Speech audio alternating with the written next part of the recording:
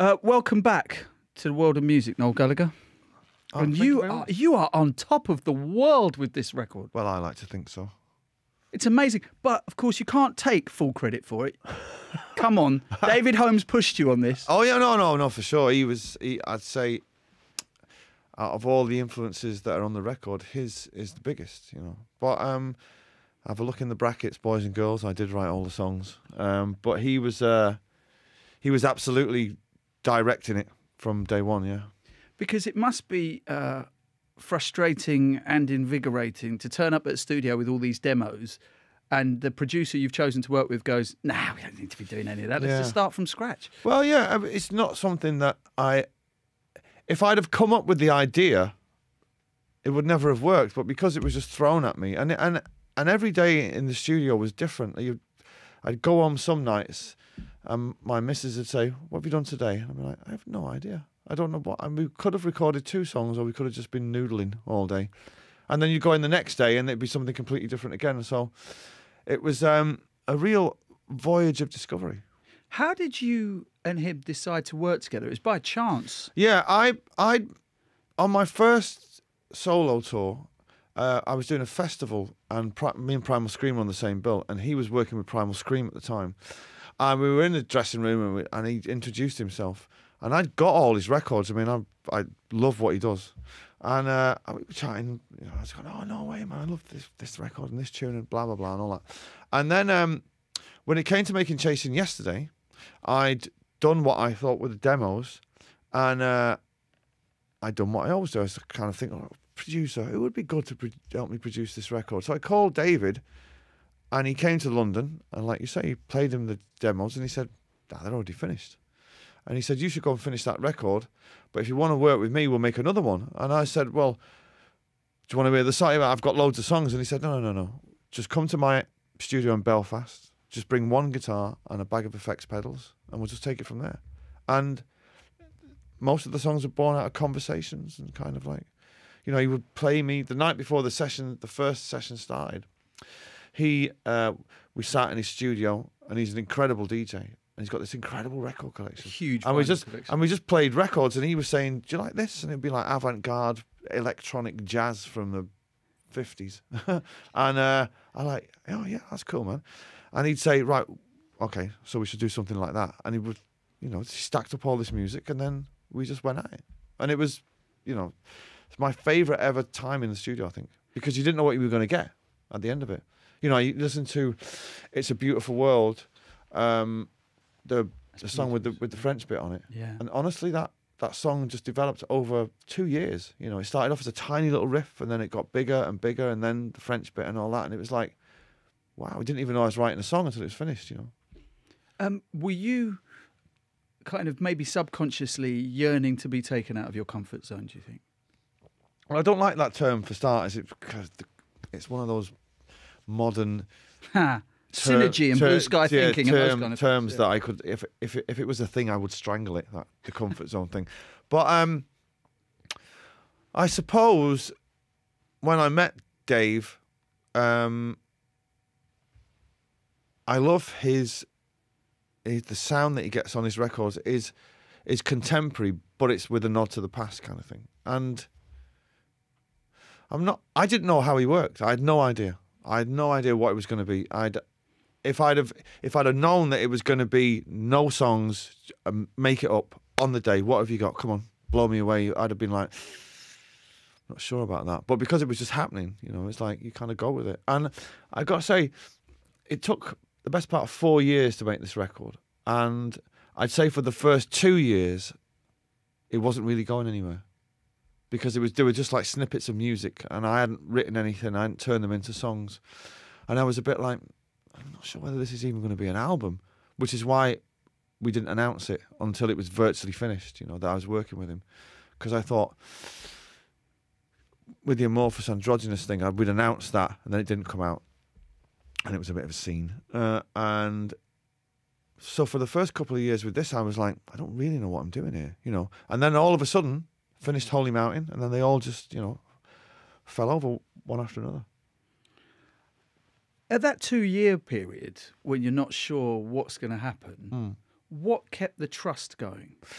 Well, like I say, I was making Chasing Yesterday at the same time. So I'd work 2 weeks in London on that. Then I'd go to Belfast for 2 weeks. So I was making them both at the same time.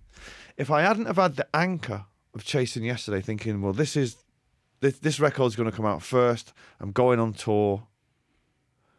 You know, whatever happens with Who Built the Moon is whatever happens.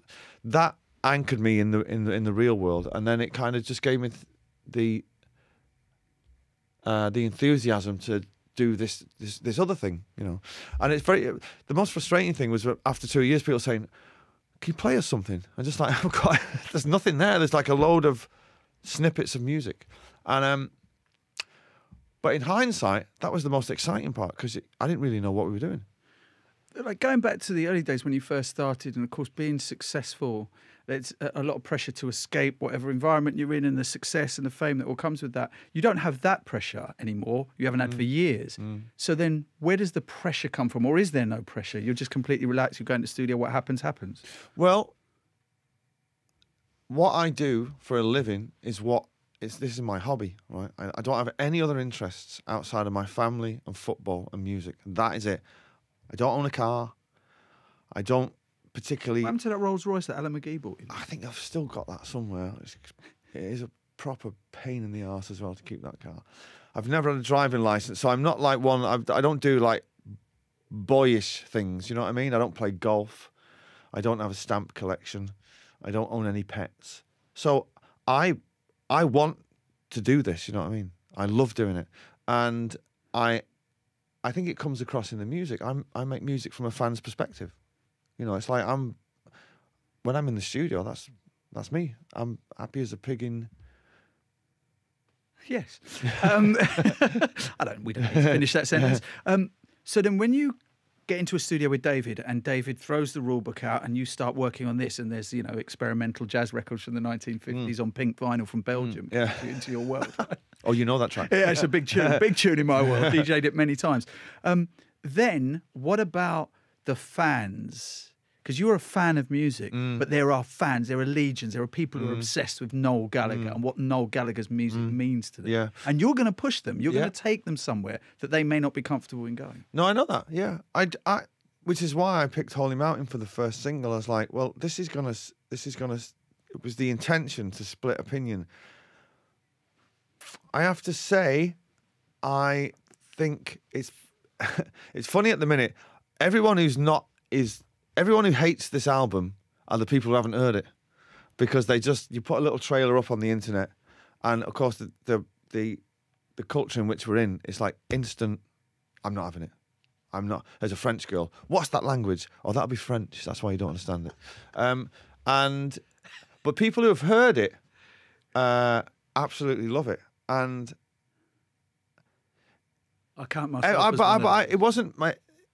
Although going into this record, it wasn't the intention to let's push it as far as we can go.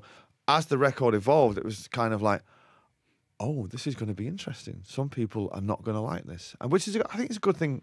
It's a good place to be. But it's not as if you haven't had an eclectic taste before. I mean, you worked with the Chemical Brothers. It's not like you were someone who gone, whoa, like you wouldn't have got angry back in the 60s when Dylan went onto an electric guitar. Of course. And you know, I've worked with the Chems and Goldie and now David Holmes. I think people who will have followed what I do will not have been that surprised. But the beauty of and the brilliance of Oasis is that it keeps generating a new fan base every 5 or 6 years, and it feels like there's another generation of fans come along, and they seem to be quite young, and they have a very certain image of what Oasis music is, and they want ownership of it, and that's fine, you know. And they come to the gigs and it's great, and God bless them and all that. But it's kind of this is where we're at now, and I only see it as the other side of the same coin. But people have been quick to judge it, which is brilliant though. I love it. You're thick-skinned, right? I mean, it's not like someone can get to you by sending a tweet out. Do you know what I mean? So no, I don't have social. I mean, I'm not on social media. I don't have it on my devices at all. The only time ever reaches me is like when my daughter will say, "Oh my God, look at what this guy said." You know, she'll go on about that. Or my wife will say, "God, your fans are not happy." But social media, I think, is exhausting. There's not enough hours in the day for me to do what I do most days. Far less sitting, you know, be on social media like Gary Lineker or something. You think Gary Lineker had better things to do with his life, wouldn't you? Do you know what I mean? You not that much older than me, so we're from a generation whereby if someone had something to say to you, they should say it to your face, right? Exactly, yeah. Right? Yeah. And they might get sparked out for Yeah, saying yeah. it, right? Well, we live in the era of the keyboard warrior, I believe they're called. Yeah, they are. And but it's just, you know, modern culture is when you sit and think about it, it's bizarre. It's just a platform of lots of people shouting at each other. But you're someone who's got such articulate opinions. It's almost as if, you know, like your brother, social media was made for someone like you, because you have always been fantastic at a very pithy put down of anyone. I mean, you could have been a battle MC. Yeah. But like I say, I like doing what I do, and I like doing the interviews and all that comes with it. But really, within that framework, I don't really want anybody to know anything about me. And what I think Twitter does and social media is, eventually your core being comes to light. So what you see, you know, there's a certain kind of person who tweets at 4 o'clock in the morning, drunk. You know, they're kind of like, wow, what? Surely you're either out at 4 o'clock in the morning or in bed. You know, let's sit in tweeting about, you know, Brexit or something. It's a bit needy. It is a bit, yeah. It's a bit attention seeking as well. But it's not something I'm into, you know. But then, you know, I guess if you're 45, it's a bit sad. If you're 15, that's modern culture, right? Okay. Yeah. If you've kind of, you know, if you're a man of a certain age, it's like, no, you can't. Does your wife or your kids make you aware of your brother's tweets ever? I don't. The only time I'm aware of them, and it's like if I go on, it seems to be enemy.com drive all this. If I'm going on there to see what's going on in you know, if Jungle are eventually going to put an album out, you know, they'll be like, our kid's mug there, and you think, oh, and then there'll just be this barrage, and you're just reading it going, oh my God, that's insane. You know, it's like real personal stuff, you know what I mean? And you're like slagging somebody off for their music is one thing. I was the best at it. I reinvented it. But like personal stuff, you're just like, no way. And then, well, my daughter will say, you know, he tweeted this at 6 o'clock in the morning. It's just like 6 o'clock in the morning. Holy moly. But you know, there you go. If you've got nothing better to do, you know, I guess he's not busy writing his own tunes, is he? Got a lot of time on his hands. Would you ever move back to Manchester? I did think of it, actually, before we started to have, before me and Sarah started to have the kids. Yeah, I thought of it, but then I thought of moving to America at one point. Oh, you would have hated LA. You would have hated. No, I wouldn't have gone to San LA. Francisco. No, New York. We thought very, very seriously, and actually got all the paperwork together to transfer everything to America, and then Sarah got pregnant. We still haven't found out how that actually happened, but she got pregnant, and she was like, "Well, there are some YouTube videos, not of Sarah, obviously, but you. We can't have. But there are. We were just like, we cannot have children with American accents. That's not going to work." I'm married to American, but the kids were born here, so right. Okay. Well, there you go. It's all good. Yeah, it's all good. Yeah. After the MEN Arena attack, you know, as someone who is a son of Manchester and a very famous son of Manchester, do you remember how you felt about that? Really, really. I'd gone to bed early that night, so I didn't. When I woke up and switched my phone on, and the first text was somebody who lives in the States saying, "I hope all your family are safe." And I was thinking, you know, and then your phone explodes, and next thing the radio goes on, and then you kind of sat watching the news, and you're thinking, I can't believe it. I've played that arena so many times. I've been there. I walked those streets. And then as the story unfolds, you're getting, like all of us, even things on, London Bridge and all that, you just get angry when you think our leaders are seemingly powerless to stop this, And the thing that really, really winds me up more than anything is like these people who, they have the right to be radicalised in this country. They have rights. That kid who set that bomb off in Manchester had the right. You know what I mean? You cannot stop this. And that's what annoys me. And I remember the day after the Manchester things, I was on a national radio station the next day. And, of course, that was the first question. They actually wouldn't air the interview because they said, you can't say this on national radio. And I was like, they go on about the Manchester bombing and they don't even call it an act of terrorism now. They say, the tragedy in Manchester. Hang on a minute. Let's call it what it is. It's terrorism. You know what I mean? Mass murder. Yeah, it's mass murder. Yeah. And now they call it, it's almost like an incident. And it's like, well, no. It's like that guy who set that bomb off sees the streets of Britain as a battlefield, right? And our leaders don't see it as a battlefield. How does that make you feel, being in one of the cities that could be been targeted? And if you stopped to think about it deeply, my daughter's on the tube, probably now, going somewhere, and I was with her last night at a party, and if the radio's on in the background and you hear that we have breaking news, you just think, was the last night I'm ever going to see her? Because she's on, it's so random. You know what I mean? It's so random. What if she was at the market that night when those guys arrived? Do you know what I mean? It's kind of like... What about the division that it creates? No, because you were brought up in a city where lots of different races and religions got on together. And you live in one where lots of different races and religions, people from different backgrounds. You're in an industry where you're meeting people and you tour the world. Yeah. So what do you think about that division? Do you think we are becoming more divided? I think that people's views have become so extreme. There's like, even the landscape in England now, it's like the views on society are either extremely right-wing or extremely left-wing. And in the 90s, with the New Labour and all that, they danced in the middle and everybody was happy, I think. And, but I think, and this is the magic of when that girl started singing Don't Look Back in Anger in St. Anne's Square, how people rallied round that song in the days after the terrorist attack in Manchester was so beautiful. It's like the politicians' words meant nothing. The Queen's words mean nothing. You can say all you want.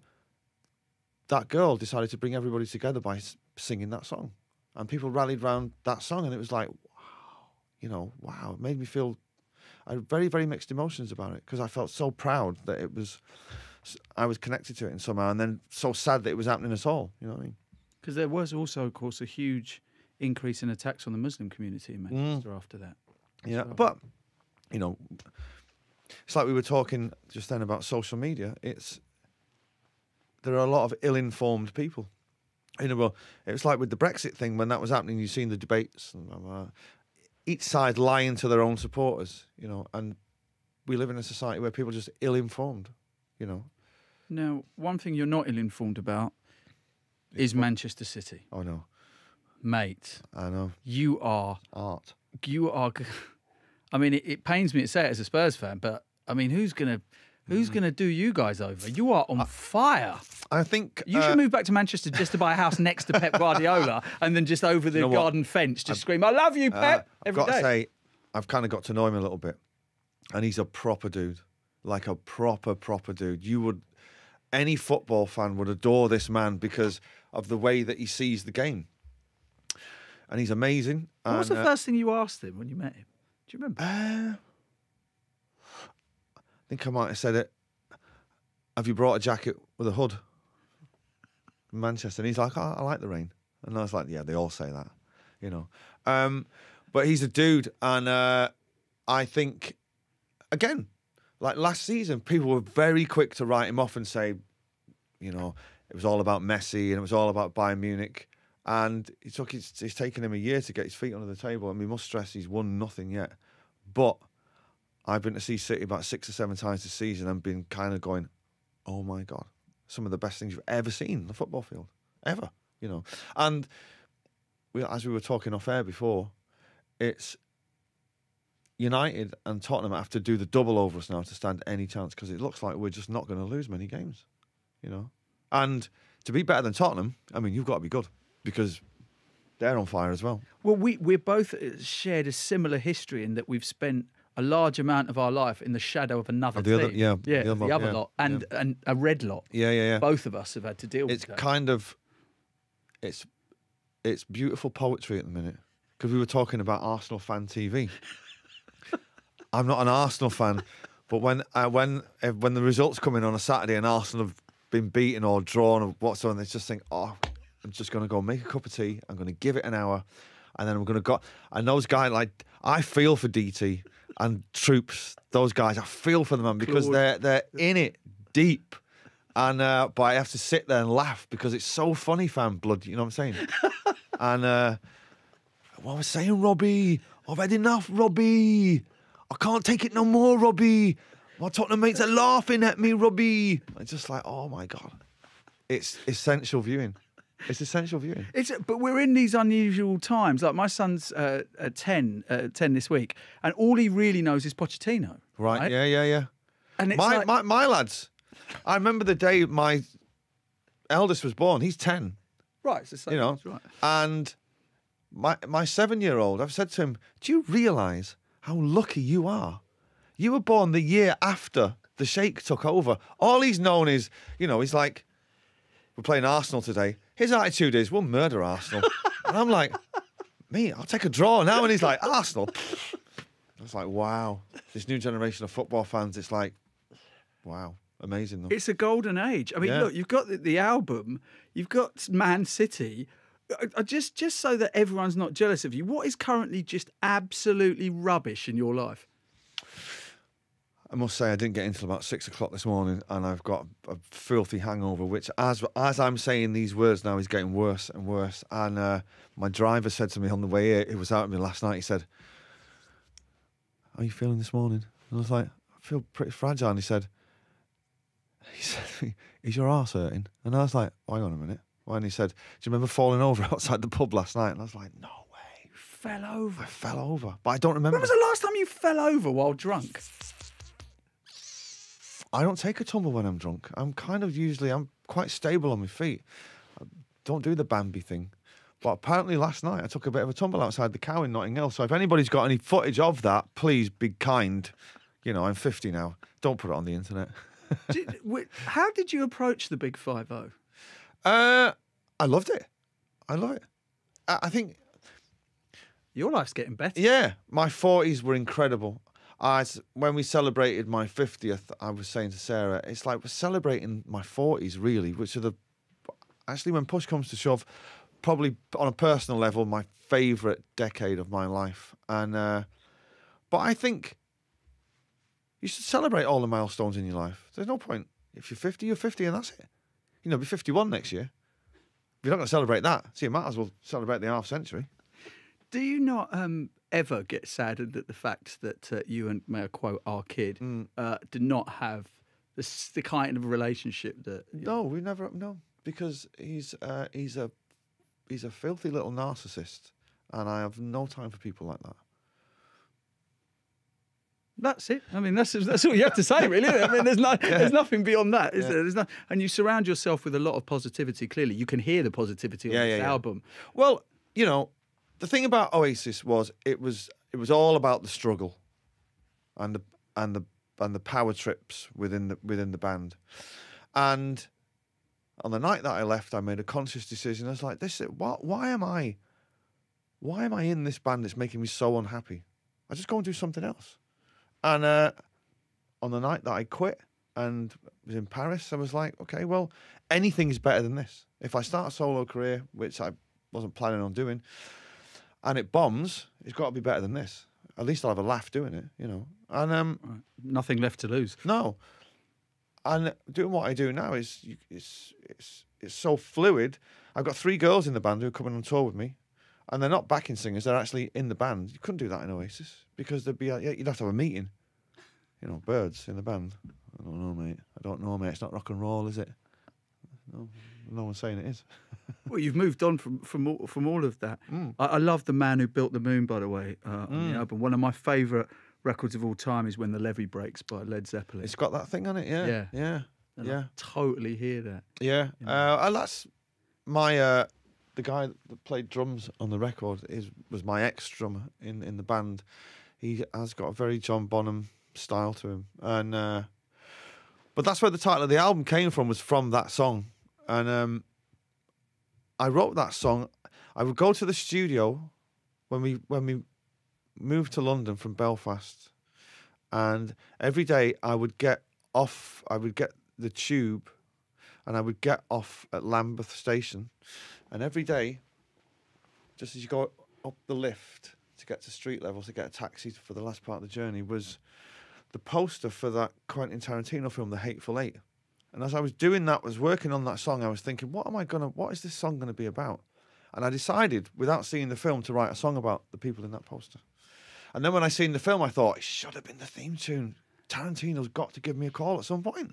Just like you wrote an instrumental for Kanye West you had no intention of sending to him. Absolutely not. No way. But if he wants to put a wee rap on it, be my guest, Kanye. People, I guess, unfairly, because of the whole Glastonbury Jay-Z thing, think that you've got a thing against hip-hop and rap music, which clearly you don't. No, I love it. Fade, of course. Oh, God, it blew me away. Absolutely blew you away by Kanye. And you're massively disappointed that Stormzy is a Manchester United fan. Oh, gosh. It was with kind of, because those grime kids, right, that's where we come from. It's the same kind of thing. Of course it is. They have got the same spirit as Oasis, which was a punk rock attitude. And then, of course, now Wiley, right, he's a City fan. Okay, yeah, so he's a Spurs fan, but he lived in Manchester. He lived in Manchester for a bit. Is he really? Is he Tottenham? He's a massive Spurs fan. And he lost a bet and he had to wear an Arsenal tracksuit. No way. Yes. So he's a dude. When I found out Stormzy was a Red, I was like, oh God. I mean, what? I mean, that's going to be a thing now, you know what I mean? I've never met him. Or maybe I have met him. I've never met him. But the first thing I'll say to him is, why? Why are you a filthy Red? You subhuman scum. Why? Is that the way you address most Manchester United fans? Pretty much. There's a lot of them. Pretty much. Touring Southeast Asia, like Korea, China, would be an absolute nightmare. Yeah. It's full of Manchester United. Honestly, I've walked out on stage in, Taiwan, and 3 guys on the front row wearing United kits, and before he starts a song, he just go, "Excuse me, sir, really? Really? Really?" You want to kind of, give them the greatest sense of humour, but it's like, is this a joke? Do you think that's funny? Where do you think you are in the music kind of industry, in the firmament of all the different music? We've talked about grime. Where do you think you are? Do you ever think about relevancy? Wow. Now, if I hadn't got in at 6 o'clock this morning, I could probably give you a very articulate answer for that. But I'm going to say sometimes, but not, you can't let that dictate what you do. Ever since I started writing songs, I've just aggressively will not overthink anything. Do you know what I mean? It's like, let it happen. Songs fall out of the sky. This is the one album which was, the songs didn't fall out of the sky. They were made up in the studio. But my entire thing has been to just sit with the TV with the sound down, playing the guitar, neither playing the guitar nor watching the TV, just in a trance, and then things happen. Relevancy, I don't know. A 50-year-old guy from a band from the 90s, can they at all be relevant? But somebody likes it somewhere.